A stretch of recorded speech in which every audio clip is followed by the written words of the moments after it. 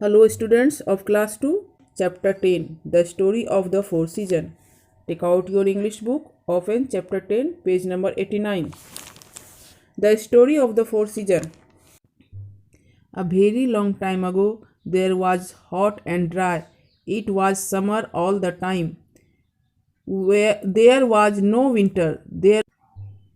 It means students, बहुत समय पहले पृथ्वी गर्म और शुष्क थी। हर समय गर्मी थी, सर्दी नहीं थी, न बसंत था और न ही पतझड़।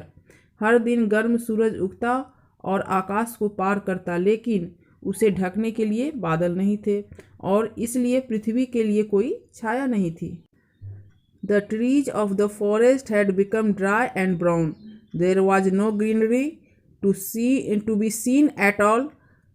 The streams and river had dried and the air was filled with dust. It means जंगल के पेड़ सूख गए थे और भूरे हो गए थे। वहाँ थोड़ी भी हरियाली नहीं दिखती थी। नदियाँ सब सूख चुकी थी और हवाओं में धूल भरी हुई थी। Rabbit was hopping all around. I am starving. There is nothing for me to eat except dry grass. How can I live only on dry grass? He asked. It means खरगोश कूद रहा था चारों तरफ। मैं भूख से मर रहा हूँ। सूखी घास के सिवा मेरे पास खाने को कुछ नहीं है। मैं केवल सूखी घास पर कैसे रह सकता हूँ? उसने पूछा। I need water to drink, said deer. There is no water, not even a tiny droplet, not even a little dew in the morning. It means मुझे पीने के लिए पानी चाहिए। हिरन ने कहा, पानी नहीं है, एक छोटी बूंद भी नहीं है, सुबह एक छोटी सी ओस भी नहीं है। Bear sneezed. There is not even a breath of fresh air to breathe, he said.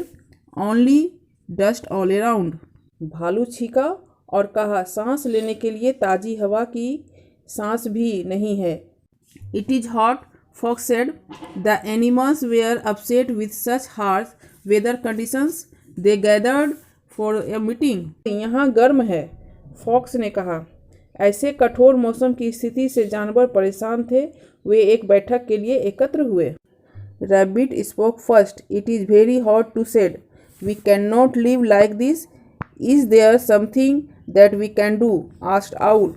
I have an idea, said Bear. There is a place called Skyland. It is in the sky, far beyond the clouds. We must go there and meet Mother Nature. She lives there. I think she is the one who can help us. But how can we go to Skyland? Asked Owl. We do not know the way, he said.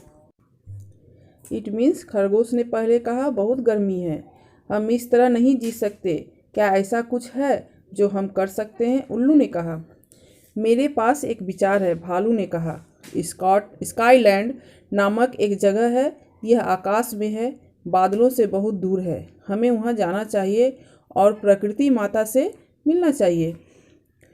वह वहाँ रहती हैं। मुझे लगता है कि वही है जो हमारी मदद कर सकती हैं। लेकिन हम स्काईलैंड कैसे जा सकते हैं? उल्लू ने कहा। हम रास्ता नहीं जानते, उल्लू ने कहा। I can take you there. I know the way, answered Fox. We have to take Shining Road. Follow me. It means मैं आपको वहाँ ले जा सकता हूँ, मुझे रास्ता पता है।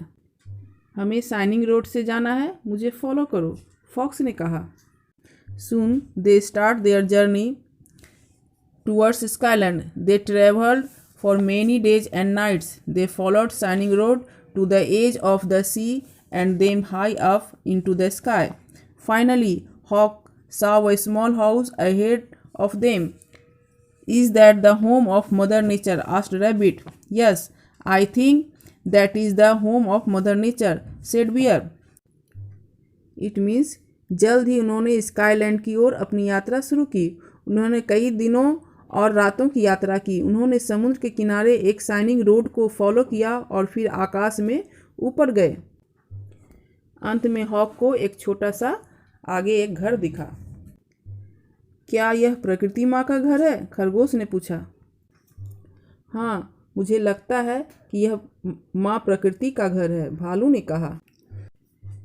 Thank you students. This is it for this video. We will continue this chapter in the next video.